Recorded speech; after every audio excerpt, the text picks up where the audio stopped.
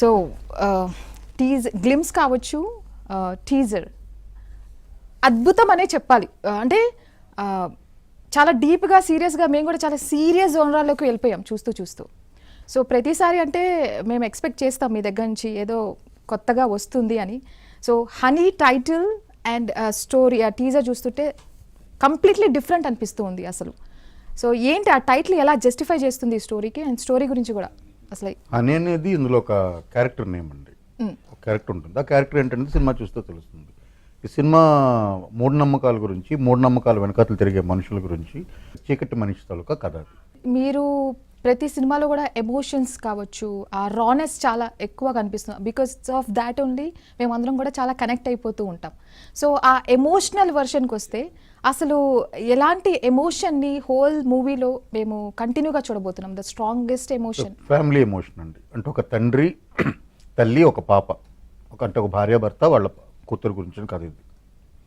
So ఇది complete family emotion ఉండే story. Family ఎమోషన్తో పాటు ఇప్పుడు దాకా చూడని ఒక లేయర్ని, అంటే మనం హర్రర్ అనేది చూస్తాము, బట్ ఇది హర్రర్ అని చెప్పలేము. దీన్ని సైకలాజికల్ హర్రర్గా చూడొచ్చు. అంటే మనిషి మెదడు కంటే భయంకరమైందంటూ ఏదీ లేదు.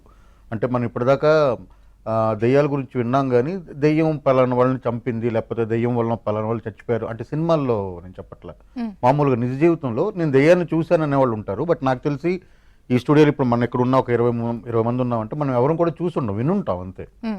దెయ్యం చూసిన, బట్ దెయ్యం లేదా భూతాలు, దెయ్యాలు ఇలాంటివన్నీ మనం చిన్నప్పటి నుండి జానపద కథల్లోనూ మామూలుగా వాళ్ళు వీళ్ళు చెప్పుకోవడం వినే కథల్లో విండే హర్రర్ ఏదైతే ఉందో దానికంటే హ్యూమన్ మైండ్లో ఉండే హర్రర్ అనేది చాలా ఇంపాక్ట్ఫుల్ హర్రర్ అని ఈ సినిమాలో చెప్తున్నాం. అంటే చాలా నిజ జీవిత సంఘటనల ఆధారంగా రాసిన కథ ఇది. టీజర్ చూడగానే అసలు రాజా రవీంద్రన్ గారు మిమ్మల్ని అంటే మీరు మంత్రాలు చెప్పిస్తూ నిజంగా చాలా భయం వేసిందండి మాకు. సో ఆ మంత్రాలు అసలు ఏంటి, అవి ఏం మంత్రాలు అవి? నిజంగా బయటకు చెప్పకూడదు. ఎఫెక్టివ్ మంత్రాలేనా లేకపోతే తుతు మంత్రాలా? అదే ప్రొఫెషన్ లో ఉన్నారు. ఏం మాట్లాడుతున్నారు? సినిమా కోసం మంత్రాలు అండి అవి, అంతే. అవి మంత్రాలని మీరు నమ్మారా? నమ్మాల్సి వచ్చింది, అలా కనిపించింది.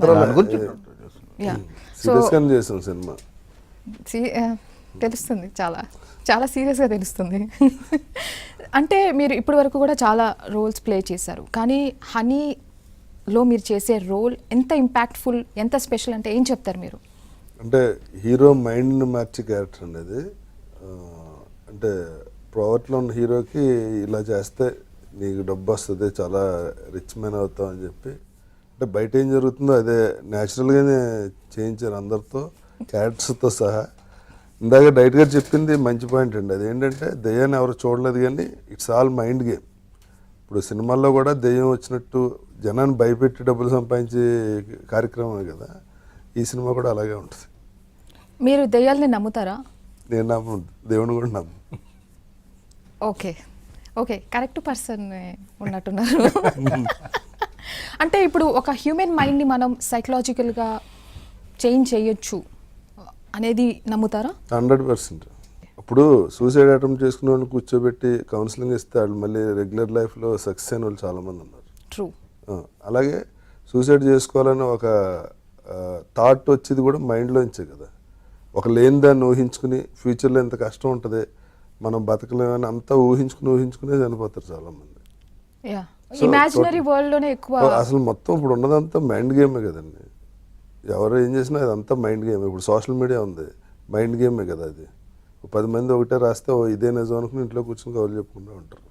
ఇక్కడ అలా అయిందంట కదా, ఇక్కడ అలా అయింది. టోటల్ మన అందరి లైఫ్లు ఆ మైండ్ గేమ్ మీద ఉంటాయి. ఒక్కొక్కరు ఒకలా చేస్తుంటారు.